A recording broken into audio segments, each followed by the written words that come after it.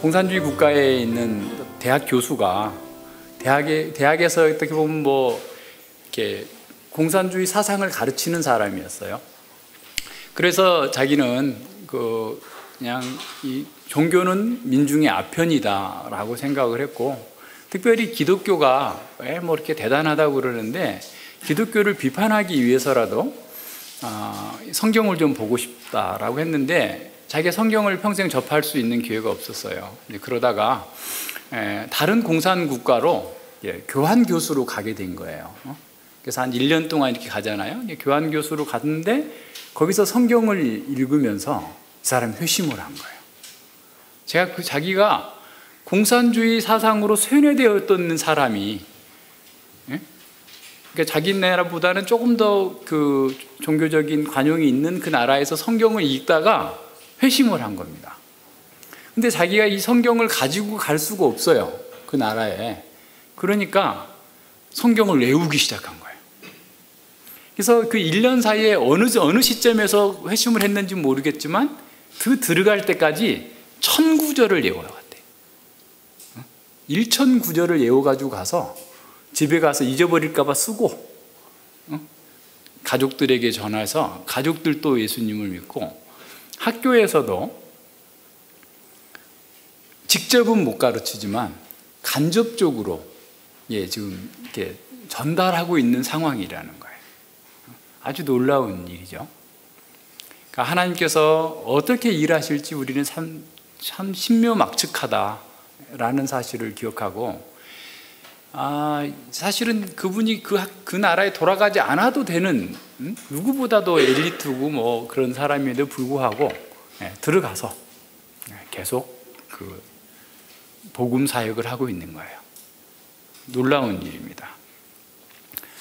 자, 이러한 사실은 독자는 텍스트를 읽으면서 텍스트화 된다라는 말이 진리임을 보여주는 거예요. 다시 말하면 우리가 어떤 책을 읽으면, 책을 읽는 사람은 그 책의 내용에 영향을 받는다는, 무슨 말인지 알겠죠?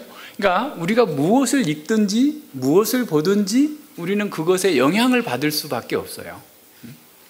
근데 세상의 책들도 읽게 되면 그 책에 영향을 받게 되죠. 그런데 이 성경을 통해서 하나님께서는 그 사람들 속에 생명의 역사를 일으키십니다. 그래서 우리가 무엇을 읽느냐, 이거 엄청 중요한 거예요. 이스라엘 백성들은 읽을 수가 없었어요. 레위인이 이스라엘 백성들 중에 성경을 가르치는 사람으로 택함을 받았고, 그래서 11조를 받으면서 자신들의 생활을 영위하면서 백성들에게 하나님의 말씀을 가르쳤는데, 인구가 10%가 안 되죠. 5% 정도에 불과해요. 그럼 그 레위인들만 어떻게 보면 문자 해독 능력이 있었고 그 책을 가지고 있었어요.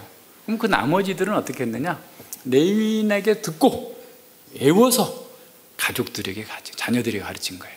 그래서 신명기 6장 4절로 9절을 그 부모들은 우리가 아침에 일어나서 주기도문 외우는 것처럼 늘 외우고, 그건 뭐예요? 들으라 이스라엘아. 히브리어는 원래 들으라가 먼저 나오는데 쉐마 이스라엘. 그러니까 이스라엘아 들으라. 우리 하나님은 오직 한 분이신 여호와 하나님이시니 내가 마음과 뜻과 힘을 다해서 그를 사랑하라. 그러고서 그것이 계속해서 자녀들에게 가르치라. 그러니까 그걸 외우면서 자녀들에게 안 가르쳤겠어요? 그래서 애들은 다 가르쳤어요. 이게 이제 제가 이번에 또 공부하면서 발견한 일인데요. 또 이렇게 얘기하면 한참 갈 텐데. 그 4세기, 5세기에도요, 우리가 어거스틴이라고 그러잖아요. 어거스틴의 작품을 사람들이 외워서 들려줬어요. 근데 그 거울이라는 그 작품을 처음부터 끝까지 외워서 들려주는데 듣는 시간만 6시간 반 걸렸대요. 그 헬라 시대에 이런 플라톤의 작품이나 소크라테스의 작품이나 또는 호모의 일리아드나 이런 책들을 다 외워가지고 그것을 공연하면서 외웠어요. 그래서 이제 다 외우기가 어려우니까 선집을 만들겠죠. 요점 만들어가지고 우리처럼 요약본. 그러니까 요약본 해도 서너 시간씩 외워야 되는 거예요. 그러니까 그럴 정도로 암기 문화가 이렇게 다 있었어요. 왜냐하면 책이 워낙 비쌌어요. 그 파피루스를 만드는데 어마어마한 시간도 걸렸고 노동력이 들어갔어요. 양피지로 만드는 것도 엄청 비싼 거예요. 그것도 이게 보통 일이 아닙니다. 그래서 사실은 초대교회 당시에 헌금의 대부분은 이 바울 서신이나 이 사도들의 서신, 복음서를 베껴 쓰는데 돈이 다 들어갔을 거예요, 거의. 그럴 정도로 그게 힘든 작업이었고 비싼 작업이었어요. 그러니까 사도행전 8장에 그 에티오피아 내시 그 간다게가 이사야를 들고 갔는데 이사야 한 권이 마차로 하나 됐을 거예요. 그러니까 어마어마하게 비싸요. 그 아무나 갔을 수 없는 그런 상황이죠. 그러니까 그런 것을 생각해 본다면 이스라엘 백성들이 이 시편을 통해서 모세오경과 하나님의 진리를 애우도록 암기하도록 만들어준 책. 그래서 그것을 통해서 시편의 세계관, 모세오경의 세계관을 갖도록 만들어준 겁니다. 그러니까 성경을 애운다라는 것은 그 성경화 된다는 것으로 의미하는 거예요. 그것을 염두에 두면서 24편을 이스라엘 백성들이, 어린이들이 이 시편을 찬송하면서 그들이 가진 세계관이 어떤 것인가, 그들이 어떤 세계관을 가졌고 하나님의 백성들은 무엇을 위해 살고 어떻게 살고 그들의 삶의 목표가 무엇인지를 이 시편을 통해서 가르쳐 주신 거예요. 이 시편은 지난번에도 얘기했지만 구약 성경을 요약하고 있는 것이면서도 구약 성경에 대한 해석의 길을 보여주고 있어요. 이 24편은 세 가지 질문이 나옵니다. 그러니까 이제 본문에는 두 가지 질문만 나와요. 그러니까 여호와의 거룩한 산에 설 자가 누군고, 그리고 영광의 왕에게 영광의 왕이 누구시뇨라고 하는 두 가지 질문만 나오는데 1절과 2절에 함의된 질문이 있어요. 그게 뭐냐면 세상의 주인이 누구이신가. 그러니까 1절과 2절에서는 답만 나와요. 그러니까 우리는 1절과 2절에서 답만 나온다 할지라도 그 답을 통해서 질문을 찾아내는 거죠. 왜 그러냐면 당시 세계관 속에서, 구약 백성들의 세계관 속에서, 다윗 시대의 세계관 속에서 수많은 주인들이 서로 자기가 주인이다 그런 거예요. 그러니까 바벨론, 메소포타미아 지역에서는 엘 신이 최고의 신이다, 바알 신이 최고의 신이다. 또 이제 뒤에 가서 나오지만 여기 바다와 강, 바다는 얌미라고 하는 그 신, 그다음에 그 강은 나하르라고 하는 그런 신들이 다 이 세상을 각각 지역적으로 다스리고 있다. 이렇게 하고 있는 상황 속에서 하나님의 왕권을 선언하는 거죠. 이 세상의 주인은 누군가? 라고 하는 것으로부터 시작해가지고 그걸 가르쳐 주는 거예요. 그래서 첫 번째 질문에 세상의 주인이 누군가? 답변이 1, 2절이고 두 번째 질문이 그런 주인을 예비할 수 있는 사람은 누군가? 거기에 대한 답변이 4절과 6절에 나와요. 그리고 정말 영광의 왕이 누구시냐? 그렇게 예비할 수 있도록 만들어 주실 수 있는 분이 누구냐라고 하는 것이 이제 뒤에 결론적으로 이렇게 7절부터 10절까지 나오는 게 두 번씩 반복돼서 나타나죠. 그러니까 두 번 반복된다라고 하는 것은 이 시편의 핵심이, 중심이 뒤에 있다라는 것을 보여주고 있어요. 그러니까 세 개의 질문 속에서 마지막 질문이 두 번 반복되면서 답변도 두 번 반복해서 그 영광의 왕, 영광의 하나님이 누구시냐? 그 하나님을 예배하며 사는 사람이 얼마나 복된 거냐라고 하는 것을 보여줍니다. 시편 24편을 잘 보면요, 창세기 1장, 2장, 3장을 반영하고 있어요. 보세요. 창세기 1장의 첫 번째 질문에 1, 2절에 나와 있는 창조가 나오죠. 창세기 2장에 온전한 예배의 모습, 원상의 인간의 모습이 나와요. 창세기 공부하신 이해가 되는데, 안식을 누리고 있는 사람들은 예배하면서 안식을 누리고 있었거든요. 그러니까 이러한 손이 깨끗하고 마음이 청결하며 허탄한 데 뜻을 두지 아니하고 거짓 맹세하지 않는 원상의 인간의 모습, 그리고 그 속에서 참되게 하나님을 예배하는 모습, 이 장의 모습이에요. 자, 그럼 7절부터 10절까지는 영광의 왕이 누구냐라고 물었을 때 그것은 창세기 3장 15절을 반영하고 있어요. 사단의 머리를 부시고 구원하실 구원의 왕, 영광의 왕을 우리에게 보여줍니다. 좀 더 자세하게 살피면 이게 무엇을 의미하는지가 좀 더 분명하게 보여요. 그래서 이 말씀들은, 시편은 이 모세 오경과 굉장히 유사하게 해놨어요. 특별히 모세 오경이 5권이기 때문에 시편도 5권으로 편집하는 분이 그렇게 편집해 놓은 거예요. 그리고 이제 그 첫 번째 장에 율법이 들어가 있고, 1권의 첫 번째 중심에 19편에 또 율법이 들어가 있고, 마지막 권에 그 중심에 또한 119편 율법이 들어가 있어요. 그래서 이제 아주 다양한 방식으로 모세 오경의 가르침들을 우리에게 반영해주고 노래하면서 거기에 우리 자신을 동화시켜 나갈 수 있도록 아주 탁월한 구조를 가지고 우리에게 전달해주고 있는 것을 우리가 보게 됩니다.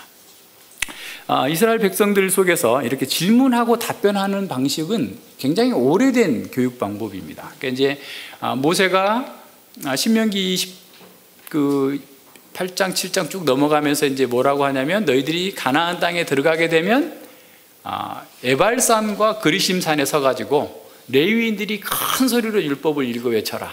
그러면 백성들은 아멘 할지어다. 근데 그 상황이 이제 여호수아서 8장에 가면 나와요. 그러니까 1차 정복을 딱 완료시켜 놓고 난 다음에 여호수아가 그 지파들을 딱 분리해 놔가지고 에발산 그리심산에 놓고 레위인들이 큰 소리로 부르면, 율법을 낭독하면, 레위인들은 아마 애워서 낭독했을 수도 있겠어요. 그 많은 사람들, 적어도 200만 300만이면 다 들을 수 없을 거 아니에요. 그럼 동시에 레위인들이 쫙 퍼져가지고 그 속에서 함께 딱 외치면, 또 축복을 외치면 아멘하고, 이렇게 하면 축복받고 저렇게 하면 저주받는다 하면서 말하고 대답하고 말하고 대답하고. 그러니까 예수님 당시에 그 마태복음 21장에 보면, 나중에 예수님을 아무리 트집을 잡으려고 해도 트집을 잡을 수가 없으니까 나중에 이제 바리새인들이, 야, 너 무슨 권위로 여기 성전에서 가르치는 거야? 네가 무슨 자격이 있다고 여기서 가르치는 거야? 하면서 권위 논쟁이 벌어질 때 예수님께서 되묻기 방식으로 묻죠. 요한의 세례가 하늘로 서냐 땅으로 서냐. 그러니까 그것은 랍비들이 당시에 논쟁하는 방식이었어요. 그러니까 질문하는 사람이 권위가 있는 거예요. 24편에서도 질문자가 사실은 레위인이고 제사장이고, 답변은 백성들이 하는 거예요. 근데 백성들은 어떻게 보면 제사장한테 배운 거를 복창하는 거죠. 그러니까 그런 방식으로 지금 이 시편을 구성함으로써 우리에게 잘 이해할 수 있고, 그리고 거기에 우리 자신을 온전히 헌신할 수 있도록 이렇게 하는 그런 상황들이 잘 나타나고 있습니다. 먼저 1절과 2절을 보시죠. 땅과 거기 충만한 것과 세계와 그 중에 거하는 자가 다 여호와의 것이로다. 여호와께서 그 터를 바다 위에 세우시며 강들 위에 건설하셨도다 그랬어요. 자, 이스라엘 백성들도 이방 세계에 다 둘러싸여 있어요. 우리들처럼. 우리도 뭐 다 우리 주변에 있는 사람들이, 믿지 않는 사람들, 돈을 섬기는 사람들, 권력을 섬기는 사람들, 뭐 허무주의, 뭐 온갖 그 이단적 사상들을 다 가지면서 그냥 이렇게 살아가고 있는 사람들인 것처럼, 그 사람들 속에도 이스라엘 사람들도 누가 세상의 주인인가, 누가 풍요를 주는 분인가, 누가 비를 내리시는 분인가에 대한 늘 논쟁적 그런 상황이 있었던 것이죠. 누가 우리에게 행복을 줄 수 있는가, 누가 우리에게 만족을 줄 수 있는가, 무엇이 우리의 진정한 신인가, 이런 상황들이 계속해서 주어지고 있는 거죠. 그러니까 이스라엘 백성들이 가나안 땅에 올 때 문화적인 진공 상태에 온 게 아니에요. 가나안은 당시에 최고로 타락한 문화, 수많은 신들, 또 타락하고 사람들을 빨아들일 수 있을 만한 그런 혹하는 문화들이 막 가득 차 있었던 거예요. 그래서 이스라엘 백성들은 가나안 땅이 목표가 아니에요. 땅을 얻는 게 목표가 되면 기복주의가 돼요. 땅을 얻는 게 목표가 아니고 그 가나안 땅의 문화를 싹 제거하고 하나님 나라의 문화를 세우는 것이 이스라엘 백성들의 사명이에요. 그래서 그것을 온 세계 가운데에서 이렇게 하나님의 질서에 순종하는 나라가 복되더라 라고 하는 것을 통해서 선교적인 사명을 하도록 맡겨진 거예요. 이스라엘 백성들이 이 주변에 있는 세계에 동화되어 버리죠. 그래서 나중에는 결국 가나안화 되어 버려서 그 나라까지 멸망하고 마는 거예요. 한번 보세요. 이 여호수아서부터 사사기, 사무엘서, 그리고 이제 다윗이 왕으로 들어오기 그 직전까지의 그 이스라엘의 상황들은 뭐 말할 수 없는 그런 상황들인 거예요. 자, 그런 속에서 시인은 모세 오경의 가르침들을 다시 한번 반영하면서 노래로 만들어 가지고 우리가 누구의 백성인가, 진정으로 세상의 신은 누구인가, 온 우주의 통치자와 주인은 누구신가를 다시 재조명하고 가르치고 있는 겁니다. 그래서 우리는 왜 가나안 사람들과 동일한 세계관을 가지고 살면 안 되는지, 우리는 왜 바알 신당에 가면 안 되고, 왜 아세라를 섬기면 안 되고, 왜 얌신이나 바다의 신이나 강들의 신들을 두려워하지 않아야 되는지를 가르쳐주고 있는 거예요. 우리가 애들을 키우면서 보면 아빠 저게 뭐예요? 저건 뭐예요? 또는 우리가 그러지, 해는 누가 만드셨지? 하나님이요. 바다는 누가 만드셨지? 이렇게 계속 애들한테 계속 질문하면서 가르치잖아요. 근데 애들은 또 그렇게 말하죠. 자동차도 하나님이 만드셨죠. 이렇게 묻죠. 기차도 하나님께서 만드셨죠. 이렇게 묻잖아요. 그러면 우리는 뭐라고 그래요? 하나님께서 일반 은혜로 사람들에게 지혜를 주셔서 그걸 만들게 하셨어. 그래서 궁극적으로 만드신 분도 하나님이세요. 나무도 하나님께서 만드셨고 철도 하나님께서 만드셨으니까 사람들이 그렇게 만든 거야 라고 이렇게 우리 대답하잖아요. 그럼 또 아이들은 어떻게 만드셨어요 하나님께서? 네? 그죠? 그럼 여러분 어떻게 대답하세요? 어떻게 만드셨어요? 물어보면 몰라, 그냥 하나님께서 말씀으로 만드셨어. 그냥 말씀이면 다 되는 거야. 우리는 이렇게 얘기할 수 있지만 지금 다윗은 어떻게 말하고 있냐면 2절이 바로 그 내용이에요. 어떻게 만들었는가? 그러니까 우리가 보면 되게 우스운 얘기처럼 보여요. 여호와께서 그 터를 바다 위에 세우시고 강들 위에 건설하셨다. 하나님께서 어떻게 세상을 만드셨느냐? 그러니까 창세기 1장 내용을 요약해서 이게 한마디로 표현한 거예요. 그러니까 원래는 창세기 1장을 이렇게 다 얘기하면 되지만 시니까 한 구절로 창세기 1장을 요약해서 보여주는 거예요. 자, 물이 가득 찬 상황에서 물과 물이 나뉘어라. 그리고 그 나누어진 천하의 물은 한 곳으로 모여라. 그래서 묻이 드러났다. 지금 창세기 1장의 그 내용들을 보여주고 있어요. 그런데 더 중요하게는 여기에 바다와 강들이 당시의 가나안 세계관 가지고 있는 사람들, 이방 세계에서는 신으로 여긴 거예요. 그래서 바다를 두려워하는 혼돈의 세상이에요. 그러니까 창세기 1장에서 혼돈한 상태에서 하나님께서 질서를 만들어서 창조를 이루어 가시는 거지. 근데 사람들은 강과 바다를 신으로 생각하고 그걸 두려워하고 하는데, 오히려 지금 이 창세기 모세뿐만 아니라 이스라엘의 세계관에서는 그것들은 하나님께서 만드신 피조물에 불과한 거야. 두려워할 것이 없고 그것들은 신들도 아니고 아무것도 아니야 라고 하는 것을 지금 선언하고 있어요. 그러니까 지금 당시에 영향을 받고 있는 우리 아이들이 이제 학교에 가서 배우는 게 뭐예요? 진화론. 원숭이가 진화됐대. 이렇게 그래서 사람이 됐대. 지금도 뭐가 진화됐대. 모든 학문이 진화론에서 출발하는 거예요. 사회학도 그렇고 인문학도 그렇고 다 진화한 것을 전제로 깔고 아이들에게 지금 가르치고 있거든요.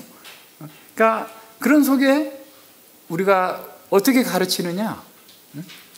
성경을 그 세계관이 허구이고 거짓이고 하나님만이 창조주시고 하나님만이 주인이시고 하나님만이 온 우주에 경배받으실 영광의 하나님이시다라는 사실을 우리가 이와 같이 설명하고 설득하고 아이들에게 세뇌시킬 정도로 반복해서 가르쳐야 되는데, 우리는 과학책은 수백 권 읽게 하고 하나님의 창조에 대해서는 몇 마디로 얘기하면서 아이가 그걸 다 대응할 수 있을 거다라고 생각하는 것은 순진하다 못해 무지한 거예요.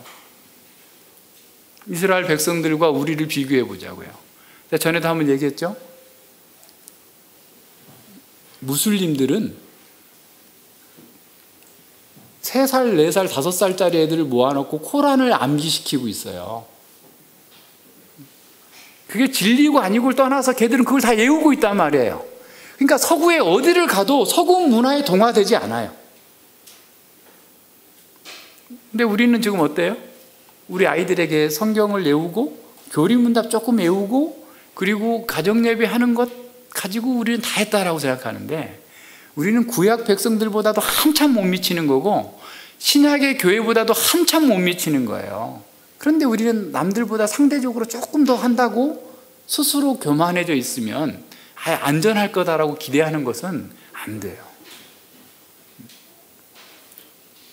자, 보세요. 그러니까 이런 내용들을 잘 살펴야 됩니다. 이 사실 오늘 우리에게도 동일한 거죠. 세상에 신들이 있고 세상에 주인이 있고 뭐 다 대단한 힘을 가진 자들이 세상의 주인인 것처럼 여기고 있는 그런 시대에 우리가 살고 있잖아요. 우리는 지금 좋은 대학에 나와야 내가 먹고 살 수 있을 거다라고 두려워하면서 거기에 더 이렇게 우리 자녀들에게 이렇게 많이 하고 있지는 않는지, 내가 우리 회사에서 잘리면 내가 먹고 살 수 없을 것 같으니까, 그러니까 나의 생명의 주인은 하나님이 아니라 회사 사장님이다, 아니면 나의 생명의 주인은 나의 고객들이다, 나의 생명의 주인은 건물주다, 쫓아내면 내가 어디 갈 데가 없으니까, 이런 식의 두려움 속에서 살고 있는 오늘 우리에게 시인은 얘기하는 거예요. 온 세상과 거기에 충만한 것과 그 안에 거하는 모든 것이 다 여호와의 것이다. 뭘 두려워하고 사느냐? 뭘 경배하고 사느냐? 하나님 여호와를 바라보고 그분만이 우리의 주인이시고 온 세계의 주인이라는 사실을 알고 고백하고 그렇게 살라라는 겁니다. 우리 자신에게 스스로 질문해야 됩니다. 나의 생명의 주인은 누구인가? 땅과 거기 충만한 것과 세계에 거하는 그 모든 것들의 주인은 누구 것인가? 그리고 자기에게 답변하세요. 나와 언약하신 창조주 하나님께서 나의 주인이시고 세상의 주인이시다. 사장님은 나를 위해 있는 거다. 아닌 것 같아요? 하나님께서 나를 위해서 그 회사 운영해서 나 먹여 살리려고 하는 거예요. 내가 물론 수고하지만 이 국가도 그 회사도 그 상사도 나를 괴롭게 하지만 나를 위해서 하나님께서 두신 거다. 하나님이 주인이시다. 당신은 모르지만 나는 그렇기 때문에 당신에게 비굴하게 하지 않고 하나님의 말씀대로 내 하나님을 찬양하면서 내 하나님만이 나의 생명의 주인이다 라고 담대하게 선언하면서 갈 수 있어요. 오히려 우리를 괴롭게 하는 사람은 불쌍한 사람들이에요. 그래서 우리는 그 사람들을 저주하지 않아요. 우리는 축복할 수 있습니다. 왜 그래요? 나는 이미 하나님 안에서 부유함을 누리고 있기 때문에, 하나님이 온 세상과 그의 충만한 것의 주인이라는 사실을 알고 믿고 그 가운데서 내가 자유와 평강을 누리기 때문에 그렇습니다. 사람들이 우리를 격동하는 것은 우리가 그리스도의 길을 떠나게 만들려고 하는 거예요. 우리가 아플 때, 우리가 고통을 당할 때 육신의 방식으로 사람들처럼 대항하라. 우리 속에서 끊임없이 소리가 퍼진다고 할 때 사단의 또 다른 목소리로 들려온다고 생각하시고, 내가 어떤 상황이라도 나는 어떤 고난을 당하고 어떤 수치를 당하고 어려움을 당한다 할지라도 나는 주님의 길에서 떠나지 않을 거다. 왜냐하면 주님만이 세상의 주인이시기 때문에 세상과 타협하고 세상의 방식으로 살지 않겠다 선언하면서 주님께 기도하는 거예요. 주여, 저에게 긍휼히 여겨 주시옵소서. 제가 세상의 방식으로, 육신의 방식으로 저 사람들을 대항하지 않게 하여 주시옵소서. 주님 가신 길을 갈 수 있는 믿음을 더하여 주시옵소서. 그렇게 할 수 있는 거예요. 왜 그래요?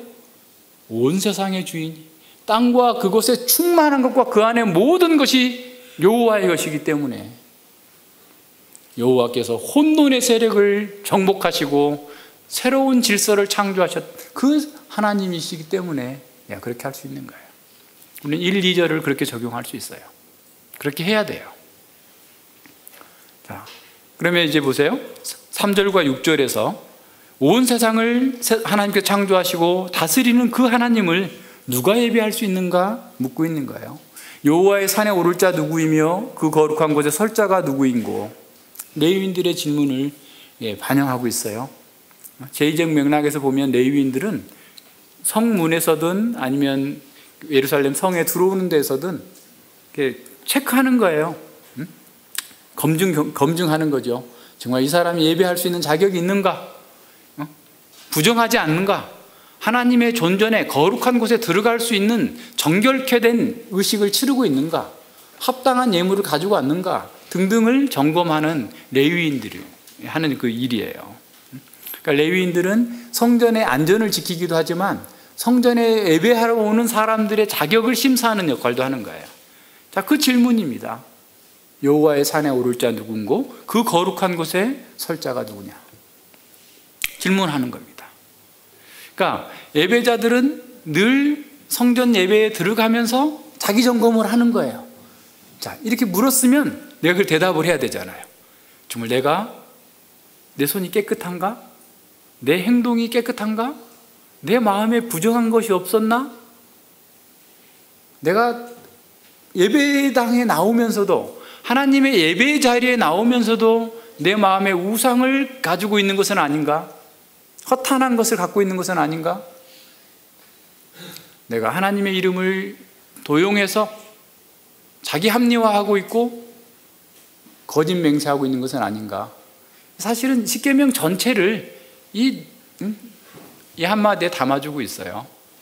하나님의 말씀 앞에서 내가 하나님 외에 다른 신을 섬기고 있는 것은 아닌가? 하나님의 이름을 망령되이 일컫는 있는 것은 아닌가? 하나님의 안식을 부정하고 세상의 것으로 안식을 얻으려고 하는 것은 아닌가? 하나님께 세우신 권위, 부모의 권위, 질서를 무시하고 있는 것은 아닌가? 다른 사람들을 해롭게 하는 행동을 내가 하고 있지는 않는가? 스스로 점검하면서 성전에 나와서 여호와의 산에 오를 자 누군고 그 거룩한 곳에 설 자가 누구냐라고 했을 때 예배자들이 함께 한 소리로 대답하면서 자기 점검하는 겁니다. 자, 1절과 2절에서 혼돈의 세력인 바다와 강을 제압하고 창조의 질서를 세우신 하나님의 질서가 지금 3절 이하에서 4절, 5절, 6절에서 어떻게 나타나냐면 도덕적인 질서로 바뀌어요. 다시 말하면 율법으로 바뀌는 거예요. 그러니까 하나님의 창조를 믿는 사람, 창조의 질서를 믿는 사람은 그 마음에 하나님의 도덕적 질서를 받아들이고 그 규범에 따라 사는 사람인 거예요. 창세기 2장의 안식을 누리는 원상의 인간의 모습이에요, 그게. 그래서 하나님과 함께 하려면 하나님의 도덕적 질서에 순전한 사람, 그래야만 하나님께서 그의 예배를 받아주신다라고 하는 것을 고백하고 있는 것이죠. 그래서 창조의 질서의 그 핵심이 이제 도덕적 질서로 들어와서 우리 자신을 점검하도록 만든 겁니다. 그래서 단지 어떤 제의적인 기준을 얘기하고 있는 것이 아니라 하나님의 영원한 도덕법을 가지고 자기를 점검할 수 있도록 맡기는 것이죠. 첫 번째, 두 번째는 손이 깨끗하다라는 손은 우리 행동 전체를 가리키는 거예요. 우리 행동이 전체가 깨끗해야 되고 마음이 청결하는 거예요. 하나님께서는 우리의 마음을 다 보시는 것이죠. 그래서 거룩하신 하나님을 예배하는 사람은 그 마음의 동기와 행동 그 모든 것들이 깨끗하여서 주님을 사랑하는 사람, 그리고 도덕적으로 온전한 상태로 나와야 된다라는 거예요. 세 번째, 네 번째는 허탄한 것, 뜻을 허탄한 데 두지 아니하고 라고 했을 때 그 뜻은 영혼을 가리켜요. 우리의 영혼. 그래서 우리의 마음으로 이제 해석해서 이제 뜻이라고 했죠. 의지를 가리키는 거죠. 그러니까 우리 마음, 우리의 영혼이 허탄한 것, 우상. 그러니까 이제 허탄한 것이 두 가지로 보통 쓰이는데, 우상 숭배하는 것을 얘기하기도 하고, 때로는 정말 세상에 쓸데없는 것들에 마음이 빼앗기는 것들을 이렇게 주로 보여주고 있는데, 어쨌거나 우리가 우리의 마음이 우상을 품지 않고 세상의 것에 사로잡혀 있지 않고 거기에 몰입되어 있지 않은 그런 상태, 그런 사람이 하나님께 예배할 수 있는 자리로 나아갈 수 있다는 거예요. 그리고 거짓 맹세하지 않는다. 그러니까 십계명의 많은 계명들 중에서 시편에서 가장 많이 빈번하게 사용되고 있는 부분이 어디냐면 말과 관련된 거예요. 하나님의 이름으로 맹세하는 것, 또 다른 사람을 해롭게 하는 것. 그래서 막 그 시편 5편 같은 데서 우리가 봤지만 계속해서 사람들이 공격하는 그 말에 대해서 시인은 고발하고 있는 거예요. 그래서 이제 정말 그 말과 관련해서 그 악인들은 자랑하는 말, 교만한 말, 그 거짓 증거에서 무너뜨리려고 하는 말들을 계속 쏟아내지만 의인은 어떻게 하죠? 오히려 자기 말을 많이 절제하는 사람이에요. 그러니까 시편 39편에 보면 선한 말까지도 악인들이 어마어마하게 비난을 하는 거예요. 근데 막 거기에 변명하고 싶고 막 대응하고 싶고 막 이러는데도 그걸 꼭 누르는 거예요. 눌러서, 그리고 폭발하는데 누르니까 막 속에서 불이 나는 거죠. 폭발하는데 사람에게 폭발하는 게 아니라, 악인들에게 폭발하는 게 아니라, 주님 저 살려주세요. 저 이렇게 연약함을 알게 해 주시옵소서. 내 연수를 기억하게 해 주시옵소서. 하나님께 터뜨려요. 의인들의 특징입니다. 어렵죠. 그게 쉽지 않죠. 그래서 141편에서는 내 입에 파수꾼을 세워주시옵소서. 34편에서도 혀를 제어할 수 있게 해주십시오. 계속 그게 나타나는 거예요. 거짓 맹세하는 것, 헛된 맹세하는, 이런 모든 부분들이 없어야만 하나님께 나가서 예배할 수 있다라고 지금 시인은 선언하고 있어요. 뭐 신약 성경에서도 계속해서 나오는 게 사실 말과 관련된 거예요. 에베소서도 그렇고 뭐 계속 서신서들 보세요. 우리가 어떻게 말을 해야 될지 이 관련해서. 그래서 정말 말에 실수가 없는 사람이 선생이 될 수 있고 성숙한 사람이다라고 얘기합니다. 5절과 6절에서 보면 하나님의 성품을 이렇게 반영하는 그 예배자에게, 도덕적 질서를 따라 사는 자에게 주어지는 복을 보여주고 있어요. 저는 여호와께 복을 받고 구원의 하나님께 의를 얻으리니. 그러니까 복 받고 구원 받는데 그게 하나님의 의를 얻는 거예요. 이는 여호와를 찾는 족속이요 야곱의 하나님의 얼굴을 구하는 자로다 그랬어요. 복과 의, 생명, 구원 다 하나님께서 우리에게 주시는 물리적이고 영적인 모든 복들을 총칭하는 복이죠. 민수기 6장에 있는 제사장의 축복을 반영하고 있습니다. 정말 하나님께서 그 얼굴을 향하여서 너희에게 드시고 은혜 베푸시기를 원하는 그런 은혜를 함께 주시겠다라는 거죠. 그러니까 예배자와 하나님 사이에 어떤 장애물도 없는 그런 상태에서 주어지는 그런 복과 은혜가 나타나고 있어요. 그래서 앞서 본 것처럼 이 3절과 6절에서는 창세기 2장의 에덴 동산에서 하나님만을 진실하게 예배했고 하나님의 진리와 도덕적인 질서를 따라서 예배하면서 진정한 평강과 안식을 누렸던 원상의 인간의 모습을 반영해주고 있어요.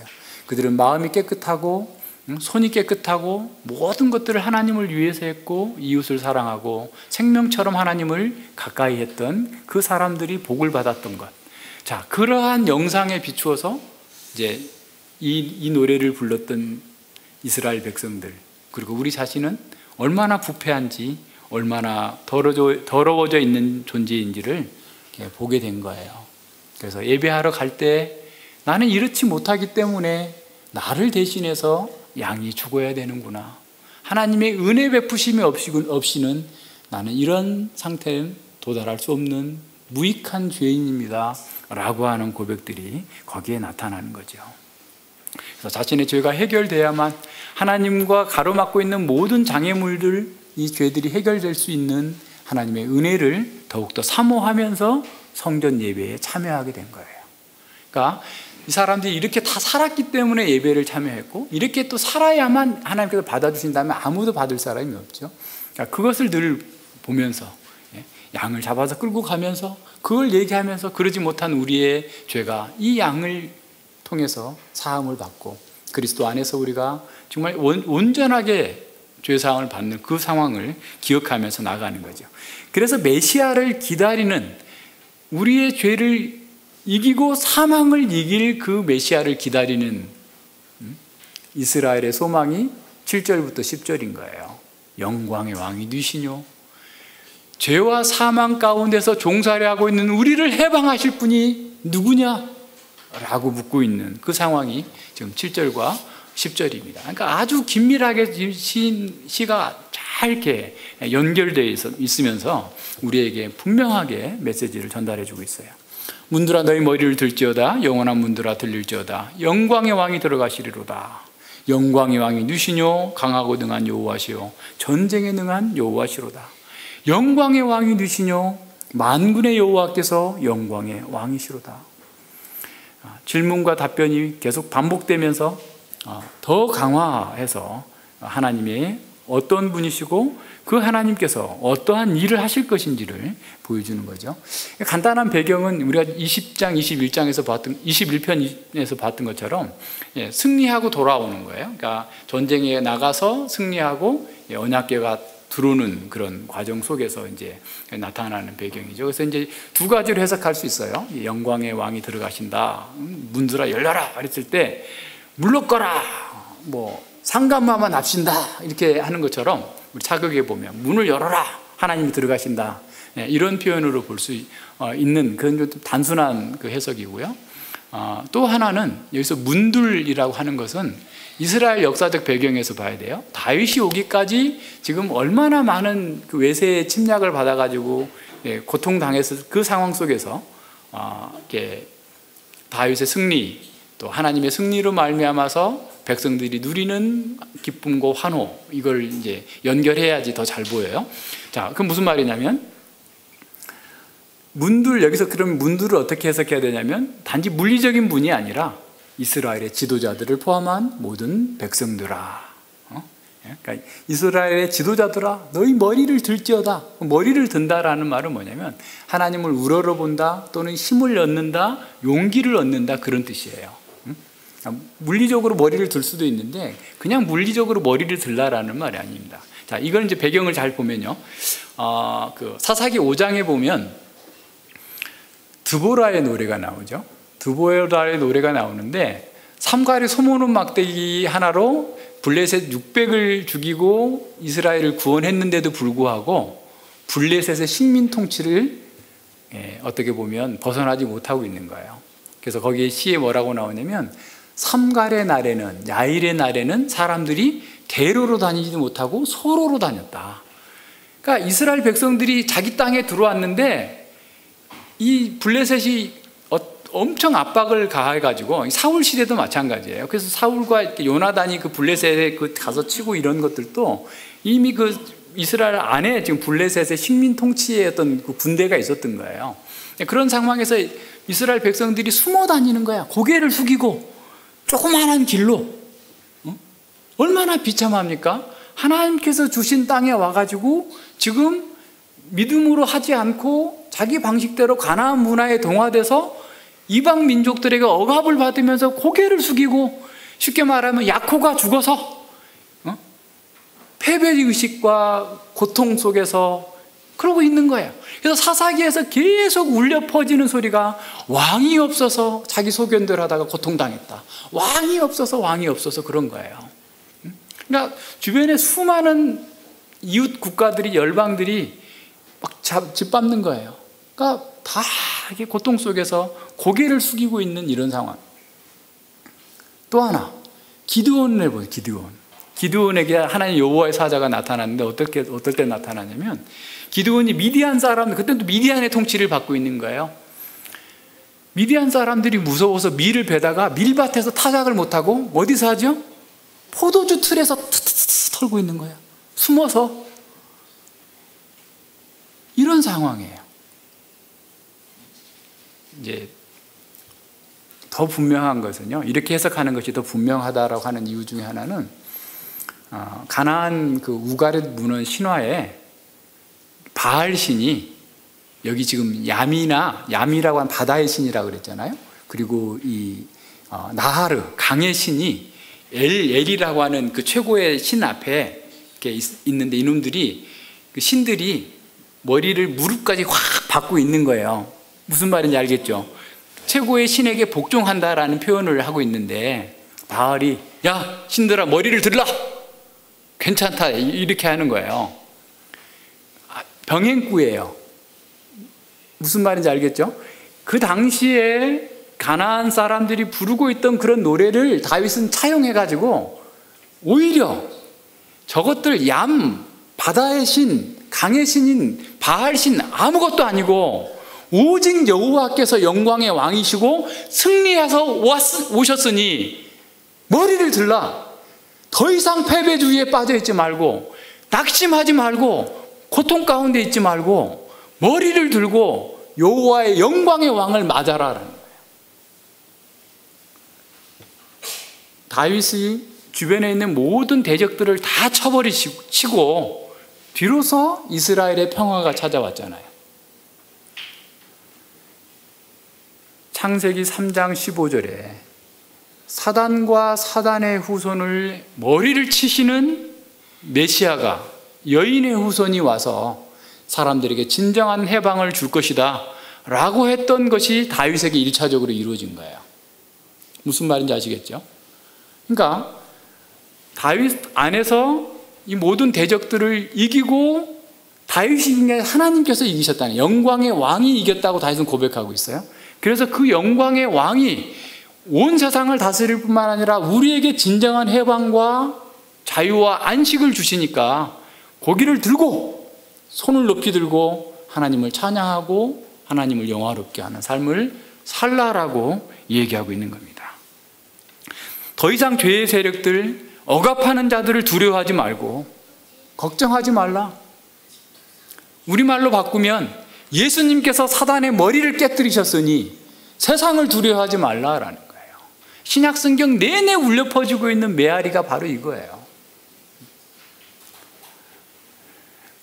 우리의 주인은 우리의 영광의 왕, 만왕의 만주의 주께서 사단을 이기셨으니 더 이상 사단의 세력들에게 전전긍긍하면서 삶의 염려와 근심 때문에 걱정하지 말고 당당하게 주님을 섬기고 주님을 찬양하라라고 얘기하고 있습니다. 우리는 이 영광의 왕을 경배하는 자답게 우리가 세상을 두려워하거나 세상의 방식으로 따라 나가면 안 돼요. 그래서 이 7절과 10절에서는 창세기 3장을 이렇게 공명해 주고 있어요. 공명한다라는 말은 그 다른 사람의 사상이나 다른 사람의 생각들을 내가 다시 한번 공감하면서 따라하면서 그걸 외치는 거예요. 그러니까 지금 창세기 1, 2, 3장을 시인은 공명하면서 당시의 독자들에게, 당시의 이스라엘 백성들에게 이렇게 하나님만이 주인이시고 이 하나님을 예배하는 사람은 어떠해야 되고 이 하나님께서 죄와 사망의 권세를 깨뜨리시고 사단을 사로잡아서 골로새서 2장 15절에서 말씀하고 있는 것처럼 악한 세력들을 옆거리처럼 끌고 오는 그 승리의 왕으로서 주님께서 지금 성전에 오시니까, 임재하러 오시니까 머리를 들고 당당하게 주님을 맞이할 준비를 하라라고 가르치고 있는 겁니다. 자, 우리에게도 동일한 아주 강력한 메시지를 주는 거죠. 우리가 두려워하는 세상 신들은 다 허탄한 것에 불과하다. 그런 거짓 신들을 마음에 두지 말라라는 거예요. 세상의 신은 다 헛것이다. 그것들이 아무리 강한 것처럼 보일지라도, 그들이 우리의 생사 여탈권을 쥐고 있는 것처럼 보인다 할지라도 두려워하지 말라라. 영광의 왕이, 사단을 깨뜨리신 왕이 우리의 모든 대적들을 깨뜨리실 거다. 머리를 들지어다 영광의 왕이 들어오신다. 뒤에 나오지만 초대교회에서 이 24편을 주일마다 불렀어요. 그리고 또 언제 부른 줄 아세요? 예수님의 승천절에 불렀어요. 부활 후 40일 만에 예수님 승천하셨잖아요. 승천하는 날에 이 24편을 부르면서 찬양했어요. 우리 주님을 기다리는 사람들, 이 찬양, 이렇게 찬양하면서 우리가 우리의 주님을 세상에 선포하고 우리를 더 정결케 하고 영광의 왕을 모신 자답게 사단이나 그 어떤 것도 두려워하지 아니하고 당당하게 주님을 찬양하는 그런 자리로 나아가야 되죠. 그래서 스스로에게 설교하세요. 영광의 왕이 누시뇨. 스스로에게. 그래서 내가 바로 그런 하나님을 섬기는, 하나님과 함께 영원히 살게 될 그런 하나님의 백성이다. 우리는 승리한 군대 속에서 있는 거다 라고 얘기합니다. 영광의 왕은 우리를 자아로부터도 해방시켜요. 자기 틀에 갇혀가지고 맨날 그냥 자기 연민에 빠져가지고 우울해하는 사람, 영광의 양을 받아들이십니다. 세상의 유혹에 늘 넘어지는 사람, 그 영광의 왕은 세상의 유혹, 사단의 유혹도 깨트리는 영광의 왕이세요. 모든 것들을 다 부셔내는 왕이세요. 그 하나님께, 그 영광의 왕이신 예수님께 기도하세요. 내가 자기 연민에 빠지지 않게 하시고 세상의 유혹에 넘어지지 않게 하시고 사단의 미혹에 걸려 넘어지지 않게 하시고 그것들까지라도 주께서 깨트려 주시옵소서. 영광의 왕이 들어오셔서 우리를 진정한 자유와 안식으로 이끌어 주시옵소서. 기도하면서 나아가야 됩니다. 시편 24편에서 계속 본 것처럼 창세기 1장부터 3장을 공명하면서 하나님의 영원한 왕권을 선언하고 있습니다. 하나님의 왕권은 창조 때의 그 바다, 혼돈의 세력, 강, 얌과 나하르 같은 혼돈의 세력들을 제압하시는 것으로 하나님의 왕권이 시작되었죠. 하나님의 왕권은 창조에서 유래되었고 역사를 통해서 확증되었습니다. 시편 24편은 원상의 인간이 에덴에서 하나님을 예배하면서 누린 안식과 평강의 복이 무엇인지를 보여줍니다. 그들이 누린 안식과 평강의 복의 근원이 무엇인지를 또한 노래로 가르쳐줍니다. 하나님은 창조를 통해서 우주의 질서를 세우셨고 도덕적인 규범, 율법을 세워주셨어요. 하나님은 도덕적인 질서에 순종하는 자의 예배를 받으십니다. 따라서 처음부터 예배는 의식에 머물러 있지 않았어요. 하나님의 성품이 반영된 그 질서, 율법에 합당하게 사는 것으로 우리의 예배가 완성된다라는 것을 가르치고 있어요. 그러나 타락한 자연인은 그 누구도 에덴 동산의 아담과 하와처럼 그 도덕적 질서에 따라 살 수 없습니다. 우리가 아무리 노력하고 아무리 원해도 그것은 불가능해요. 우리보다 더 탁월했던 바리새인 중에 바리새인이고 유대인 중에 유대인이었던 사도 바울이 이렇게 탄식해요. 내가 원하는 바 선은 하지 아니하고 도리어 원치 아니하는 바 악은 행하는도다. 우리의 마음과 손은 더러워졌어요. 그 무엇으로도 바꿀 수 없어요. 표범이 그 줄무늬를 없앨 수 없는 것처럼, 흑인이 그 피부를 백인처럼 만들 수 없는 것처럼 우리는 이미 다 더러워졌어요. 그 어떤 세제로도 깨끗하게 씻을 수 없는 상황입니다. 하나님이 아니라 허탄한 우상들을 위해서 우리는 몰입하고 있었고 우리의 입은 거짓과 이선, 독사의 독을 품어내고 있었던 사람들입니다. 우리는 아무도 여호와의 산에 오를 수 없었던 자들입니다. 아무도 하나님이 계신 그 거룩한 장소로 하나님께 예배할 수 있도록 나아갈 수 없는 자들이었어요. 하지만 하나님은 구제불능인 인간을 버리지 않으셨습니다. 최초의 인간이 범죄한 직후에 약속하셨던 대로 자기 아들을 여인의 후손으로 메시아로 구원주로 보내셨어요. 하나님의 아들이 성령으로 잉태하셨기 때문에 그분은 원죄가 없는 분이시죠. 그래서 그 마음은 온전히 순결한 분이에요. 모든 행동도 일절 깨끗하셨어요. 그의 마음에 진리와 성령으로 충만하셨다라고, 은혜로 충만하였다라고 말씀하죠. 예수님은 그 어떠한 허탄한 것, 우상을 위해서 1초도 마음을 두지 않았어요.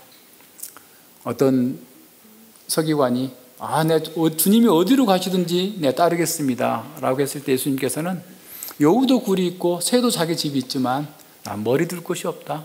예수님은 집 사기 위해서, 내가 뭔가를 더 소유하기 위해서, 더 무엇인가를 얻기 위해서 일하시지 않았어요. 그 마음에 온전하게 하나님만을 영화롭게 하는 것으로 가득 차 있었어요. 주님은 거짓말하신 적이 없고 서원한 것은 해로울지라도 그 맹세한 대로 다 지키시기 위해서 십자가의 길로 가셨습니다. 예수님은 우리에게 여호와의 복과 구원을 주시기 위해서 자기 생명을 던지셨습니다. 예수님은 우리가 하나님의 질서, 도덕적인 질서를 따라 살 수 있는 능력을 주시기 위해서 부활하셨어요. 그래서 그분의 은혜를 입은 사람들은 하나님의 도덕적인 질서 안에서 하나님의 존전에 나아가서 예배할 수 있는 은혜를 누리게 되는 것이죠. 예수님께서는 진리와 성신으로 우리를 자신과 같이 변화되게 하십니다. 예수님 안에서 예배하는 사람은 자신의 성품과 행동에서 예수님을 반영하는 거예요. 예수님의 향기를 드러내고 예수님의 어떠하심을 드러내는 겁니다. 자식이 부모를 닮듯이 하나님의 자녀는 거듭난 성도들은 하나님의 법으로 그의 마음이, 성품이 조용돼요. 그래서 바울은 로마서 6장 17, 18절에서 진리의 교훈, 그 본으로 우리를 새롭게, 교훈의 본으로 새롭게 우리를 조성한다라고 선언하고 있습니다. 주님의 은혜는 우리의 부패한 성품이나 사단의 힘보다도 훨씬 더 강력합니다. 은혜는 우리 안에서 강력하게 역사해서 주님을 닮는 성품을 조성해냅니다. 만약 여러분 중에 시간이 지났음에도 불구하고 그리스도를 닮는 성품의 변화, 영적인 성장의 표지가 드러나지 않는다면 정말 자신이 그리스도께 속한 자인지를 점검해 봐야 됩니다. 우리의 성품이 하나님의 질서대로 변화되고 있는지가 중요합니다. 뭘 많이 하는 것보다 우리가 주님을 반영하고 있는가, 우리의 손이 깨끗하고 우리의 마음이 청결케 되어져서 정말 하나님의 사람으로 우리의 성품들이 발현되고 있는가, 이게 더 중요한 문제예요. 은혜를 입은 사람들은 하나님의 형상을 회복합니다. 하나님의 성품으로 그의 성품이 새롭게 창조되는 것이죠. 은혜를 입은 사람은 자신의 변화를 위해서 적극적으로 헌신하는 사람이에요. 가만히 있는 사람이 아닙니다. 이는 여호와를 찾는 족속이요 야곱의 하나님의 얼굴을 구하는 것. 우리의 최고의 갈망이 이렇게 돼서 하나님께 더 가까이 나아가는 것. 마음이 청결한 자는 복이 있나니 저희가 하나님을 배울 것이며, 그 하나님을 배우는 자리로 내가 나아가기 위해서 끊임없이 헌신하는 사람이에요. 그것이 하나님의 사람입니다. 은혜를 입은 사람입니다. 예수님은 모든 혼돈의 세력을 십자가로 제압하시고 승리하셨습니다. 주님은 지금도 영광의 왕으로서 우리를 위해서 싸우시고 계십니다. 만왕의 왕이신 예수님은 우리가 머리를 들고 진리의 검으로 영적 전투에 용감하게 싸울 수 있도록 도우시고 계세요. 주님은 우리에게 영적 전쟁의 판도를 미리 보여주시고 말씀 사역자들, 직분자들을 통해서 우리가 어떻게 싸워야 할지 전략과 전술을 가르쳐 주시는 거죠. 우리는 주님이 영광 중에 다시 오셔서 악의 세력들을 완전히 제거하시고 하나님 나라를 완성에 이르게 하실 그 날을 기다리는 사람들입니다. 따라서 우리는 하나님의 질서, 하나님의 성품이 우리의 마음과 삶을 형성하도록 헌신하는 남은 전쟁을 수행해 나가야 됩니다. 그러니까 교회적으로도 건강한 교회, 성숙한 교회는 공동체적으로 그리스도의 성품을 발현해야 돼요. 그 공동체가 그리스도와 같은 마음을 드러내야 되는 거죠. 그 안에서 막 멸시와 교만과 다툼과 이런 차별이 있는 게 아니라 정말 서로 긍휼히 여기고 서로 짐을 지고 서로 함께 그 아픈 자들을 위로하고 격려하고 함께 나아갈 수 있는 공동체적으로 주님의 성품을 드러내는 교회가 건강한 교회고 강한 교회입니다. 우리가 이 전쟁에서 이기느냐 지느냐는 무엇을 얼마나 많이 소유했느냐가 아니라 우리가 얼마나 주님을 닮았는지에 달려 있습니다. 하나님의 백성에게는 거룩한 것이 가장 큰 능력이고 정직이 최선의 방책입니다. 거룩하고 정결해야 하나님을 예배할 수 있습니다. 그런 예배하는 삶을 사는 사람이 전쟁에서 승리하는 것입니다.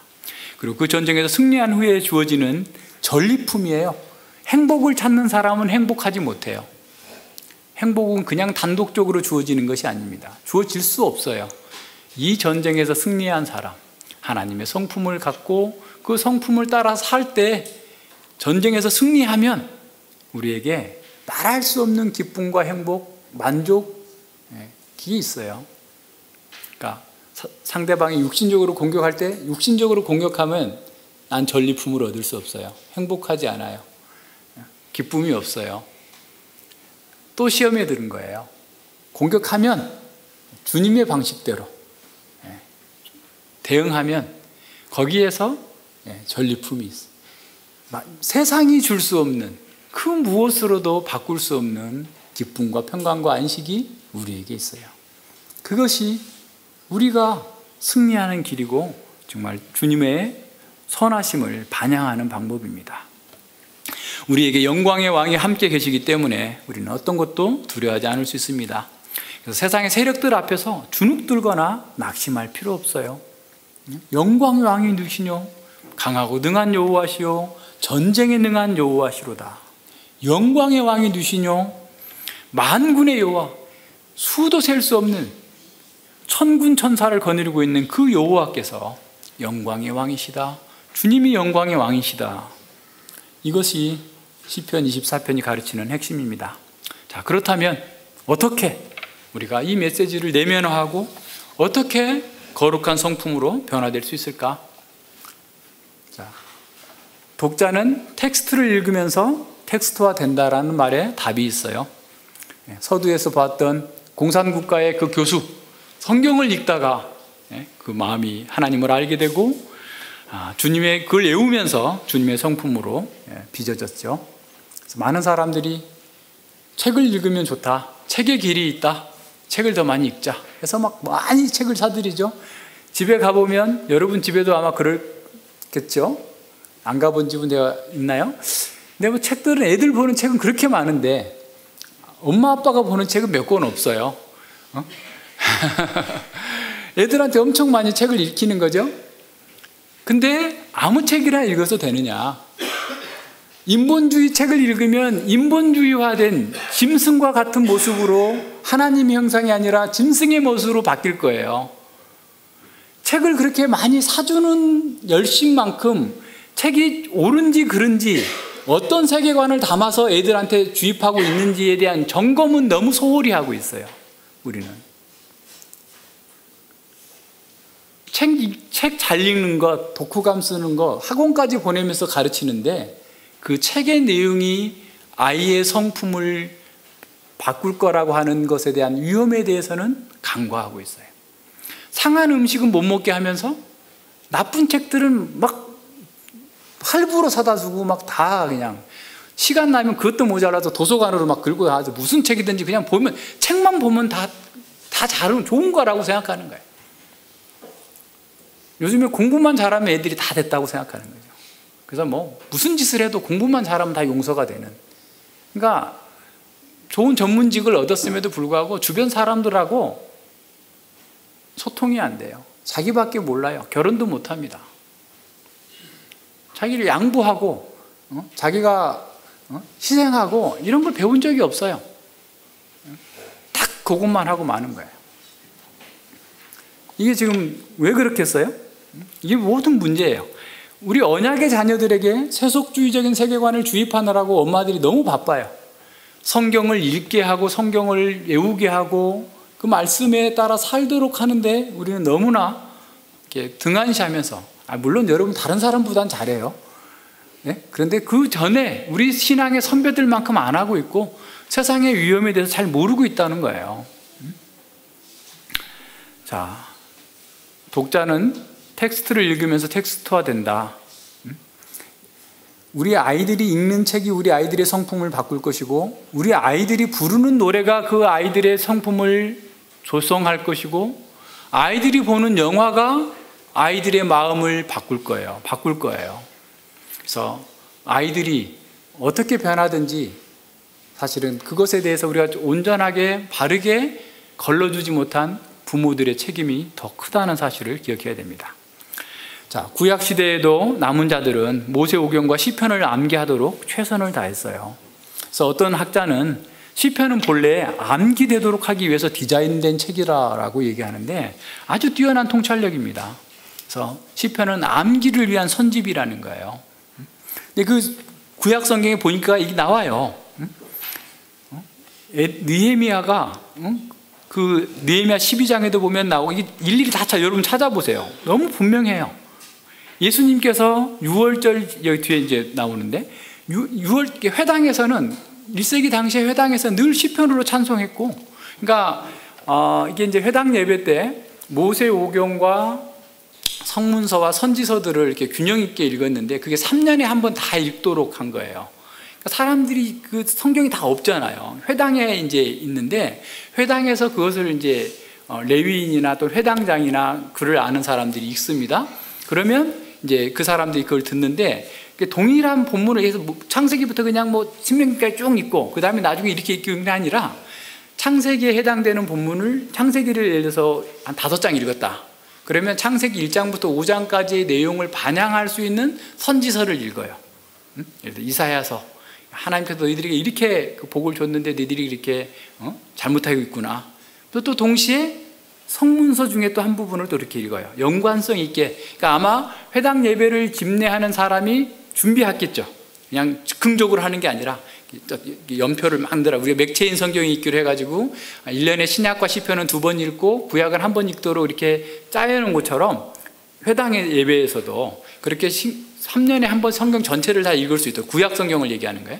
구약 성경을 읽을 수 있도록 그 분량만큼을 읽었어요. 그러니까 상당히 오랜 시간에 읽었을 거예요. 그래서 이제 바울이 그 소아시아로 전도하러 갔을 때 회당에서 딱 읽고 나면 이제 누가 혹시 이것에 대해서 설명해 줄 사람이 있느냐, 회당장이 이렇게 부르면 아마 바울은 랍비 복장을 하고 다녔을 수 있어요. 랍비니까 딱 가서 이제 쭉 설명을 해주는 거죠. 그래서 이제 데살로니가 같은 데서도 그 회당에서 첫 번째부터 그냥 탁 터트리지 않고 첫 번째는 쭉 구약을 설명해주고 모세오경의 핵심 메시지를 설명해주고 두 번째는 선지서들의 어떤 설명을 해주고 세 번째 주에 가가지고는 이제 다 토트를 해가지고 바로 예수님이 바로 그분이다, 메시아다 라고 하는 방식으로 설교를 했을 건데, 이런 방식으로 근데 늘 이분들은 외웠다는 거예요. 그러니까 우리가 외우는 것을 힘들어하는 이유는 뭐냐면 외우는 훈련을 안 했기 때문에, 다시 말해서 안 외웠기 때문에 어려운 거예요. 그러니까 지금부터 외우면은 외울 수 있어요. 자, 그래서 유대인들이 그 회당 예배에서 찬송할 때도 그 회당 예배에서 큰 절기 있잖아요. 그러니까 뭐 유월절, 칠칠절, 오순절, 그리고 장막절, 초막절에 예배를 드릴 때는 애굽의 할렐루야 시편을 불렀어요. 그러니까 애굽에 있을 때 구원받은 것에 대해서 감사하는 시편이 113편부터 118편인데 이 시편을 불렀던 거예요.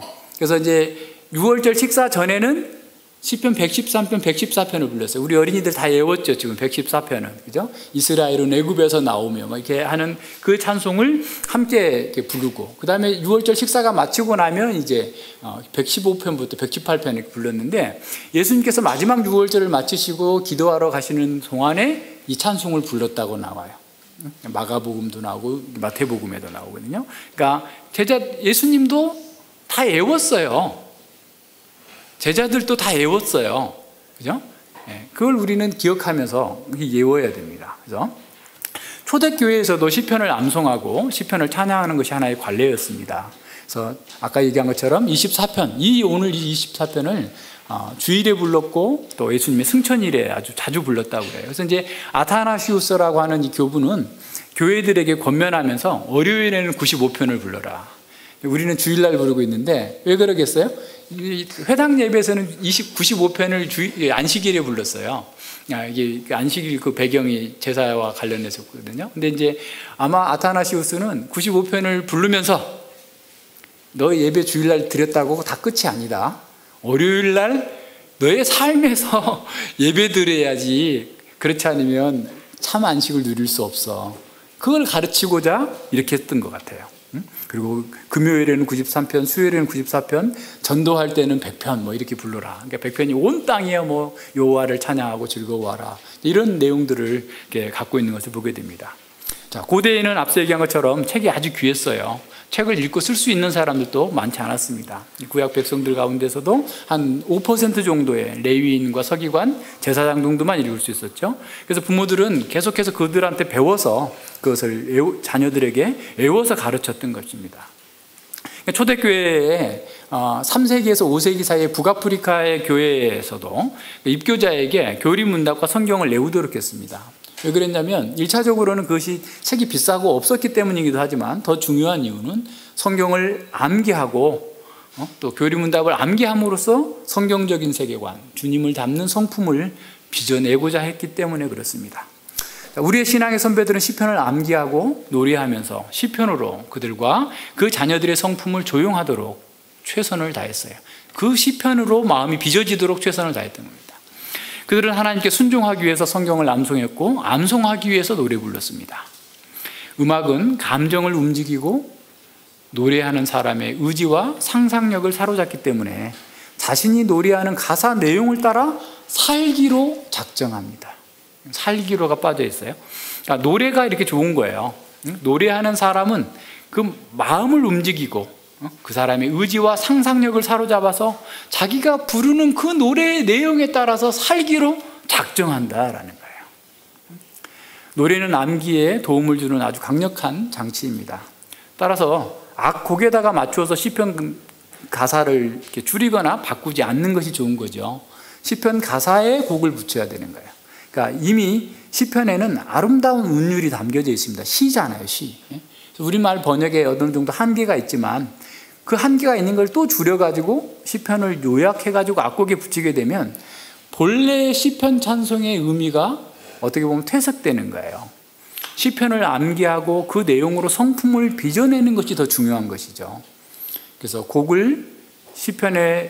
곡에다가 시편을 축약해서 시편의 어떤 맛만 보는 정도로는 원래의 목적을 달성하지 못해요. 그리고 신약과 구약, 교회사의 전통과도 맞지 않는 거예요. 그러니까 우리나라에 시편 찬송을 초기에 도입하신 분들이 이제 이 우리말 시편에다가 곡을 붙이려니까 어려웠잖아요. 그러니까 이제 어쩔 수 없이 줄여서 했는데 그게 이제 지금 전부 대부분 대세가 돼가고 있거든요. 우리처럼 이렇게 한 분들은 많지는 않아요. 그러니까 시편 찬송을 도입하고 있는 교회에 뭐 한 10% 정도나 이제 전체를 아마 이렇게 쓸 수 있을까 이렇게 할 수 있는데 대중화되지 않은 상황인데 원래 시편의 목적 또 우리가 추구하는 바 시편으로 우리의 자녀들과 우리의 세계관이 조용되어지고 이렇게 맞춰지려면 그대로 우리가 애우기 위해서 노래하고 노래하면서 우리의 마음이 바뀌고 하나님을 영화롭게 하는 사람으로 변화되는 것이 목표다라는 것을 봅니다. 시편은 그 자체로서 시적인 양식 그리고 뭐 악기에다가 맞춰라 그래서 악기 이름도 나오고 그죠? 또 우리가 늘 계속 보지만 거시적인 어떤 구조를 통해서 아주 외울 수 있도록 쉽게 만들어 준 거예요. 그러니까 시편 119편 같은 경우도 아크로스틱이라고 그래서 알파벳 히브리 알파벳 알렙부터 시작해서 끝에까지 각각하게 해놓고 그래서 그 자체에 외울 수 있는 그 장치들을 많이 만들어 놨는데 우리가 이제 아무래도 번역하다 보니까 그걸 다 살리지 못한 것은 사실 한계가 있어요. 그렇지만 우리가 그걸 이해하면서 이렇게 잘 따라서 부르면 전체 시편에서 전달하고자 하는 그런 내용들을 우리는 잘 받아들이고 우리의 영혼의 양식을 위해서 우리의 마음의 변화를 위해서 사용할 수 있게 되는 것이죠. 자, 시편을 노래하고 암송하고 그래서 시편을 우리는 소유하는 사람이 되어야 됩니다. 성경을 다 가져가 버려도 없어도 1000구절을 읽었던 그 교수는 믿음을 잃지 않고 계속해서 전하고 있는 것처럼 우리가 외운 것을 누구도 빼앗아 갈 수 없잖아요. 그리고 외운 것을 우리의 삶으로 확증하는 것을 통해서 우리는 주님의 은혜에 더 크게 담겨서 살 수 있는 것이죠.